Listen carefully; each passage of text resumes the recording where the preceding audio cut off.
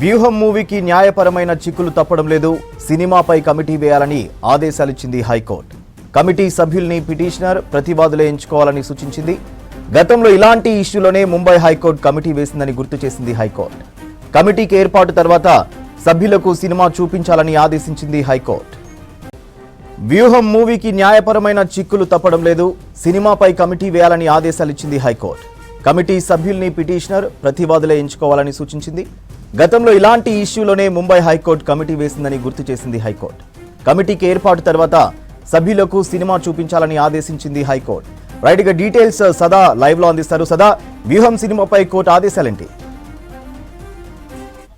విడుదలపైన ఈరోజు హైకోర్టులో మరోసారి విచారణ జరిగింది.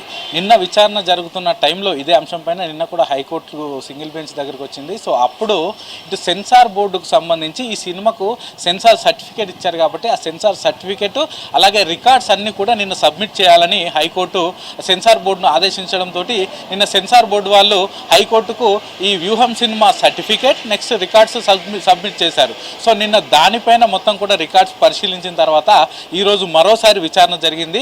సో ఈరోజు విచారణలో హైకోర్టు ఏం చెప్పిందంటే ఈ సినిమా విడుదల పైన ఒక కమిటీ ఏర్పాటు చేయండి.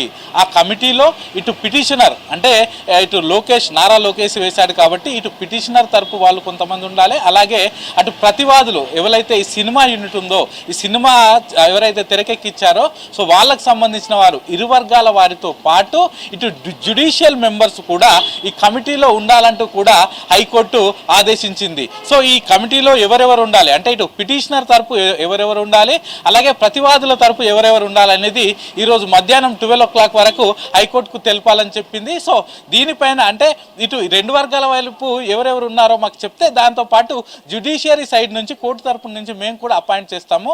సో వీళ్ళ ముగ్గురుకు సంబంధించి ఈ సినిమాకు సంబంధించిన అభ్యంతరాలు ఏమున్నాయో చూడాలి, సినిమా మొత్తం చూడాలి. దీంతోపాటు సినిమాలో అభ్యంతరాలు మీకు ఏమేమి ఉన్నాయని పిటిషనర్ లేవనెత్తాడో అవన్నీ కూడా ఈ కమిటీ మొత్తానికి చూపించాలి. అంటే ఇప్పటికే నారా లోకేష్ పిటిషన్ వేసినప్పుడు వాళ్ళ న్యాయవాది చెప్పిండు. సో ఈ సినిమాలో ముగ్గురి పైన ఇటు చంద్రబాబు నాయుడు, పవన్ కళ్యాణ్, నారా లోకేష్ వీళ్ళ ముగ్గురిని కూడా వీళ్ళని చిత్రీకరించే టైంలో అసభ్యంగా చిత్రీకరించారు, వీళ్ళ క్యారెక్టర్ డిఫేమ్ చేసేలాగా ఉంది అని ఇప్పుడు సినిమా రిలీజ్ చేసిన ట్రైలరు, సినిమా యూనిట్ రిలీజ్ చేసిన ట్రైలరు, పోస్టర్లో అన్నిట్లో కూడా వీళ్ళని డిఫేమ్ చేసేదిగా విధంగా ఉందని చెప్పాడు. కాబట్టి మీకు ఏ సీన్స్ నచ్చలేదు, ట్రైలర్ నచ్చకపోతే ట్రైలరు, పోస్టరు అవన్నిటిని కూడా ఇటు ఈ కమిటీకి మొత్తం కూడా మీరు చూపించాలని చెప్పారు. ఇక మరోవైపు దీనికి సంబంధించి వాళ్ళు అడిగే క్వశ్చన్కు సంబంధించి ఇటు ఆపోజిట్ ఎవరైతే ప్రతివాదులుగా ఉన్నారో సినిమా ఏంటో వాళ్ళు కూడా దీనికి ఆన్సర్ చెప్పాలంటూ కూడా ఈ కమిటీలో పూర్తిగా 3 రోజుల పాటు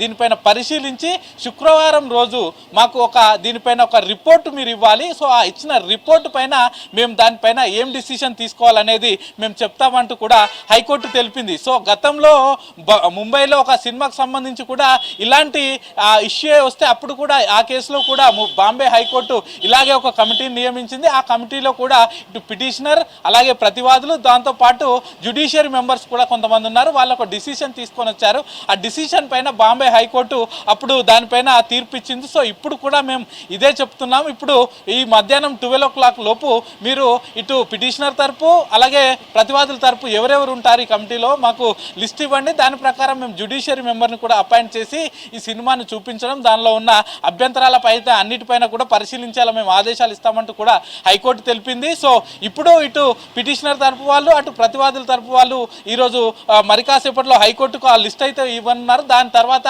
జ్యుడిషియరీ మెంబర్ని ఒకరిని పెట్టి ఆ కమిటీని అపాయింట్ చేస్తుంది హైకోర్టు.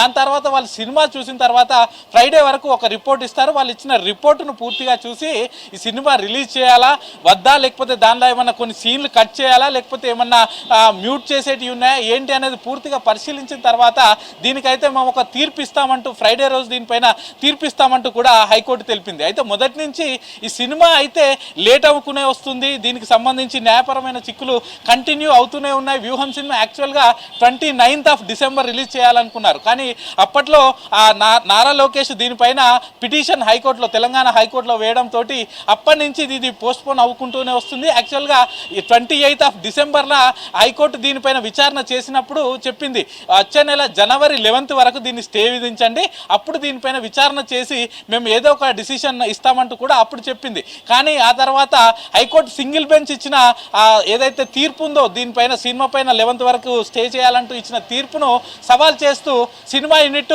డివిజన్ బెంచ్కి వెళ్ళింది. అప్పుడు డివిజన్ బెంచ్ మేము దీన్ని ఏం విచారణ చేయం, మళ్ళీ సింగిల్ బెంచ్కే వెళ్ళండి, కాకపోతే ఒక 3 రోజుల ముందు దీనిపైన విచారణ చేయాలని కోరుతామంటూ కూడా 8th రోజు విచారణ చేయాలంటూ సింగిల్ బెంచ్కు డివిజన్ బెంచ్ ఆదేశాలు ఇవ్వడంతో మొన్న 8th రోజు అలాగే విచారణ చేసిన కోర్టు మళ్ళీ ఈ రోజుకు అంటే 8th నిన్న కాబట్టి నిన్న విచారణ చేసిన సింగిల్ బెంచ్ ఈ రోజుకు దీన్ని పోస్ట్పోన్ చేసింది. మళ్ళీ ఈ రోజు విచారణ చేసినప్పుడు దీనిపైన ఒక కమిటీ వేయాలంటూ కూడా ఈరోజు తెలిపింది. దానిపైన 3 రోజుల పాటు దీన్ని పరిశీలించి ఫ్రైడే రోజు మాకు రిపోర్ట్ ఇస్తే ఆ రోజు ఫ్రైడే రోజు ఈ సినిమా రిలీజ్ చేయాలా వద్దా అనే అంశంపైన అయితే పూర్తి క్లారిటీ ఇస్తాం, ఒక తీర్పు ఇస్తామంటూ కూడా హైకోర్టు తెలిపింది. సూర్య.